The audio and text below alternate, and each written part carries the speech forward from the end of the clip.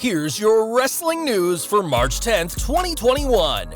And your headlines for today include: AEW confirms Christian Cage's Dynamite debut, how Vince McMahon reacted when Christian Cage received clearance to wrestle, Christian Cage on why he left WWE and why he signed with AEW, female superstar tipped to join Roman Reigns' faction on WWE SmackDown, why Roman Reigns' WWE attire got banned, back and forth fight of Soulja Boy and Randy Orton, what's next for him? WWE Hall of Famer Rikishi says he forgives the man who tried to kill him. Ethan Page's AEW Dynamite debut match confirmed. Kenny Omega booked in title for title match at Impact Wrestling Rebellion. Controversial WrestleMania 37 promotional graphics. WWE might not be forced to move NXT off Wednesdays, and more. We're starting today with AEW, and after Christian Cage's debut at the Revolution pay-per-view, fans won't have to wait long to see him. It's been confirmed that Cage will be on tonight's edition of Dynamite, and though it was confirmed that he'll speak, nothing else was revealed. In his debut, Cage silently promised to outwork everyone, and with plans for him to wrestle on a regular basis, something he hasn't done in WWE in years, it'll be interesting to hear what he has to say tonight. Though Christian hasn't had a sanctioned singles match in years, that doesn't mean he's not wanted one, as he explained on Renee Paquette's Oral Sessions podcast. Speaking to the former WWE commentator, Christian said he told Vince McMahon in September last year that he was cleared to wrestle, and didn't exactly hide the fact that he wanted to return to the ring.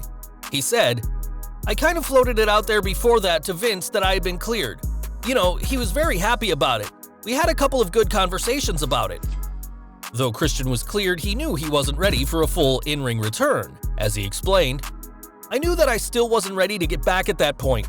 That was probably end of September, October. I knew there was still some work to do, but I was much closer than I was in July."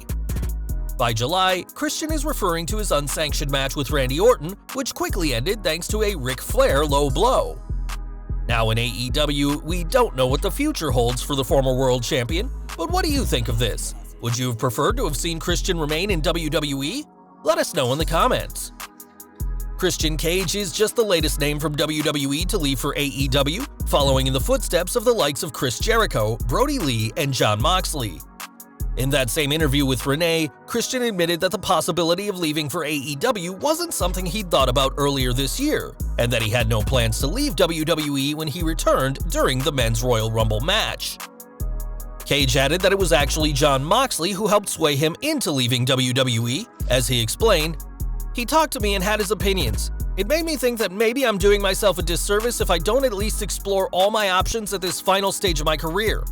I had a conversation with Tony Khan, and it escalated very quickly." Cage added that within a week of talking to Tony Khan, his decision to leave WWE was a done deal, and now that he's cleared, Christian will have to fulfill his promise to outwork everyone. Mark Henry news next, as the world's strongest man's son is following in his father's footsteps. Last week, Henry shared footage of his son, Jacob Henry, who's made it to varsity wrestling as a freshman, and in the clip, had a very impressive match. This clip caught the attention of several names from wrestling, as Lance Storm commended Jacob on his powerful base, whilst AEW's Paul White called the match awesome, and said that the Hall of Pain is under new management. David Otunga said that Jacob is a monster now, and he also got praise from both Cody and Dustin Rhodes. Though Jacob has impressed on the mat, it isn't certain whether he'll try his hand at pro wrestling somewhere down the line, but if he does, he'll have access to some of the best coaches in the business.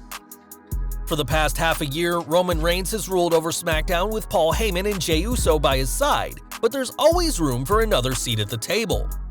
So far, no female superstars have joined the stable, but that could soon change, according to Vince Russo.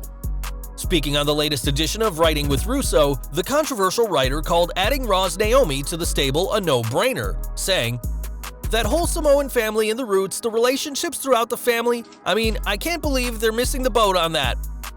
Naomi is a member of the Samoan dynasty, albeit by marriage, as she married Jimmy Uso years ago and has teamed with the Usos in the past.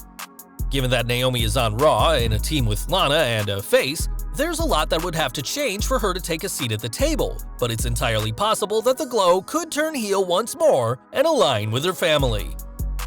Years after The Shield broke up, Roman Reigns continued to wear the SWAT gear that the group made famous, but that doesn't mean he never changed things up. If you watch his Fastlane 2017 match with Braun Strowman, you'll notice that Reigns had a white trim to his outfit, which included wearing black shoes with white soles. When Complex's Joe LaPuma recently went sneaker shopping with Reigns, the Universal Champion spoke about his footwear from 4 years ago, and he couldn't hide how much he liked those particular shoes. He said, "Man, they felt good, they felt lighter, the sole was a bit more cushiony. Those Nike boots are nice too, that I wear, but man, the white soles, I think that's a classic look." Though Reigns enjoyed the shoes, they weren't around for long, as while speaking to Sam Roberts, Reigns explained, "I thought it looked sweet. One person didn't, and he's a very important person, so..." Reigns didn't confirm or deny whether it was Vince McMahon who made the call, but did add that the shoes are now banned from his wardrobe, so don't expect any white soles the next time Roman Reigns drops someone with a big boot. Last month, rapper Soulja Boy had some pretty unfavorable things to say about WWE, and Randy Orton was one of the many names that fired back.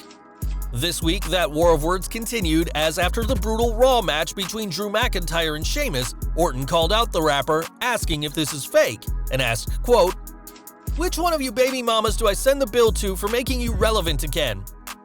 Soulja Boy, who made headlines in 2018 for selling bootleg video game consoles, fired back with some research, showing Orton has an estimated net worth of $11 million, far lower than Soulja Boy's $30 million.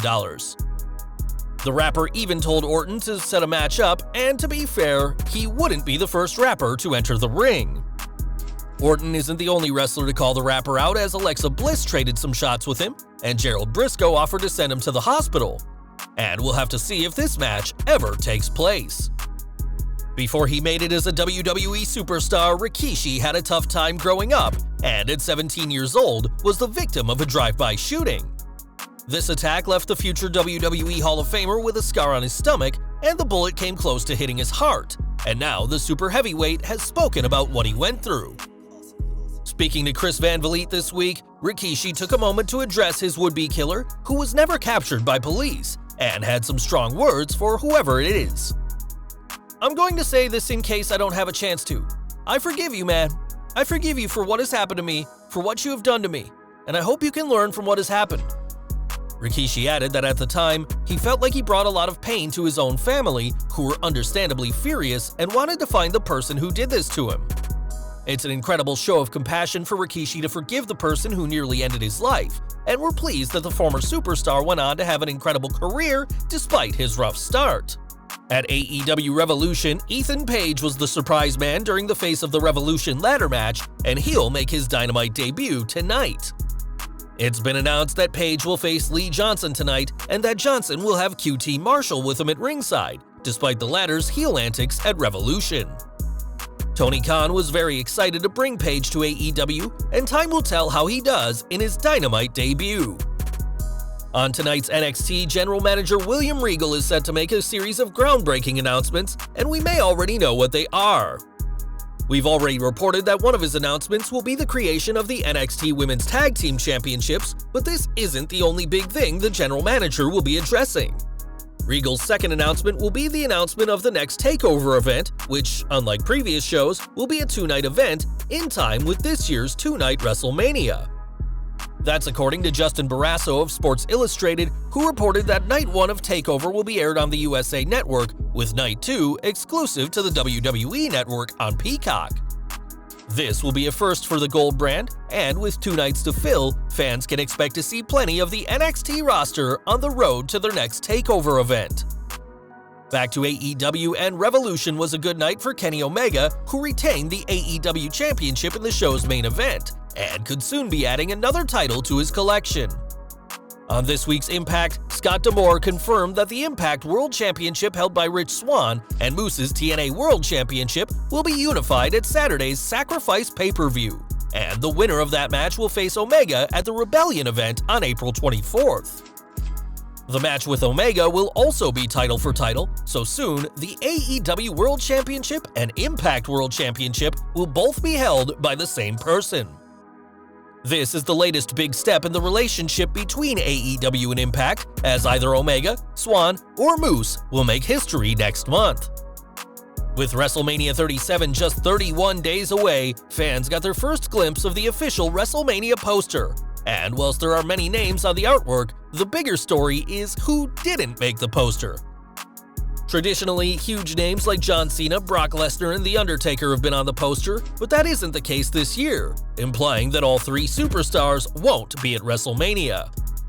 It had been rumored that each man could have something to do with the show of shows, but with Cena filming Peacemaker in Canada, Lesnar not under contract, and the Dead Man's final farewell last November, it seems that these three megastars will miss the show.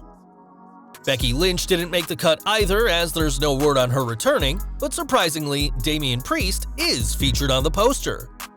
Given that Priest only debuted on Raw a few weeks back, this is a good sign that WWE has faith in the former North American champion, and fans can expect a huge match for him this April. More from Impact, as this week's show also saw an appearance from Tony Khan, who spoke about the dud ending to AEW Revolution. In their latest paid advertisement, Khan and Tony Schiavone discussed Sting's match, Christian's debut, and Matt Hardy's loss to Hangman Page, before adding that Kenny Omega is terrible at building exploding rings. Describing Eddie Kingston, who dove onto Jon Moxley to protect him from the Sparklers, as a great friend, Khan said that fans will get to hear from Kingston on tonight's edition of Dynamite, and we're very excited to hear what he has to say about last Sunday's controversial ending. Later this month, the WWE Network will be moved to Peacock, the streaming service of NBC Universal, which will mean some big changes for how fans access content. Yesterday, TheVerge.com released a special preview of the network on Peacock, and fans will be disappointed to learn that the streaming service will no longer have match markers, which allow you to jump between matches and segments during a show.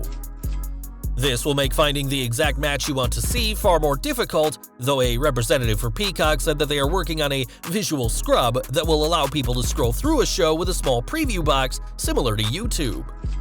A much bigger loss for WWE on Peacock is that fans won't be able to use the search engine to navigate through the network library, though Peacock said they plan to upgrade the search engine, but they don't expect it will match the current network capabilities. The network will move to Peacock later this month, with Fastlane being the first pay-per-view on the NBC Universal service, though fans will have a much more difficult time watching the show after it's aired. And we're ending today with more NXT news, and though some fans have expected William Regal to announce the show is moving to Tuesday nights, that move may not happen at all anymore. The common belief was that the move was to get hockey broadcasting on Wednesday nights on the USA Network, but that won't be happening. This week, the NHL and ESPN reached a deal, and according to the New York Post, a 7-year contract will see hockey be broadcast on ESPN and not the USA Network. If so, that means that NXT could keep their Wednesday night spot, unless NBC Universal want a different sport to fill the USA spot on Wednesday nights, and after consistently coming up short against Dynamite in the Wednesday Night Wars, a move to a different night may not be the worst idea for NXT. Well guys, that's our news for today. Please share your comments below. Also hit the like button, subscribe to our channel, and hit the bell icon to receive all notifications. And as always, thanks for watching.